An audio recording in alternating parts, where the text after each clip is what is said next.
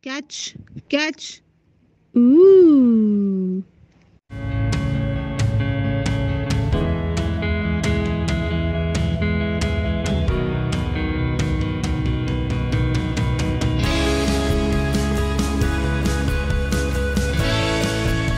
Hello everyone, this is Shalmali from Dafty Dames and welcome back to our channel.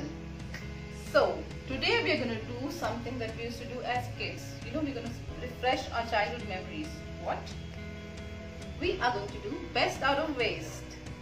You're getting those memories back, right? The school projects. Exactly. So, let me ask you one thing. Do you cook at home? Everyone does, right? Yeah. Do you use coconut at home? We especially do because since my mom is from South, from Karnataka, coconut is very important to her. It is there in all of our vegetables, in all of our curries. So what happens to the waste of it? The shells. What do? You throw it away. You shouldn't do that because we are going to make use of it. Something like this. It's pretty, isn't it?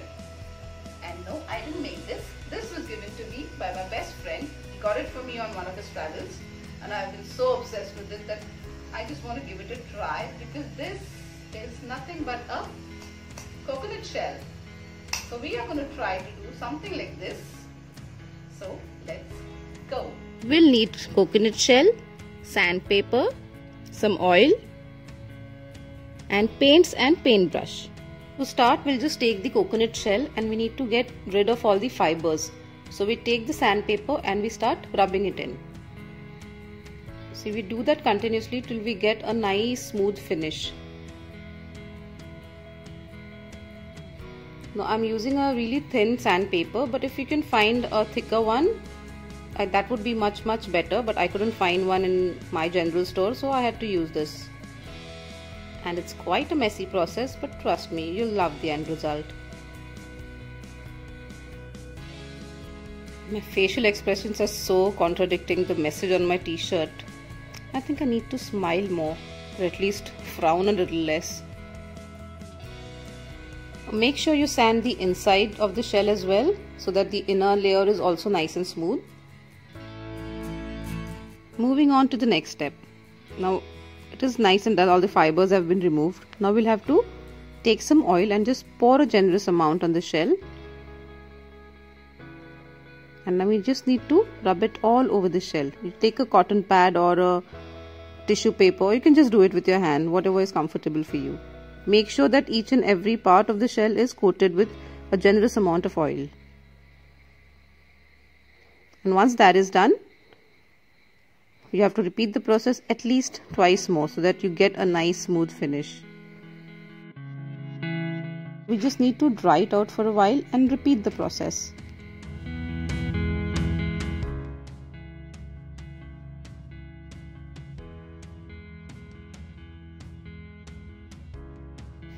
So now our shell is nicely coated with oil and it's nice and smooth. It's almost done. So now all we need to do is start painting the inside of it. So we can take nice vibrant colors so they pop out when it's kept on a surface or something like that. So I've started with red. So let's see how it goes.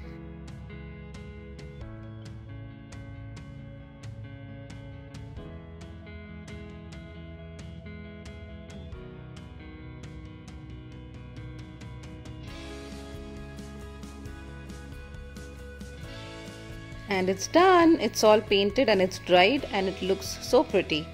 See, that is the back side of it, which is nicely coated and shining. And I've made one more, a yellow color, and another one in green color. Ooh, that looks like a traffic signal. But see, you see how beautiful it is looking once all the fibers are out and it is nicely sanded and coated in oil. And that's it. Our shells are done.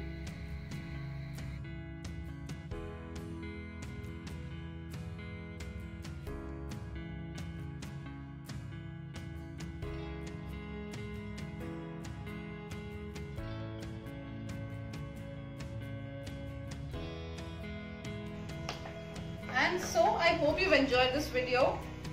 All of these shells are ready and you can use it as you want. You can use it as a bowl like this one. It doesn't have a hole. Oh, that primed. So you can use it to keep stuff in it, like dry fruits or just your basic coins, your change.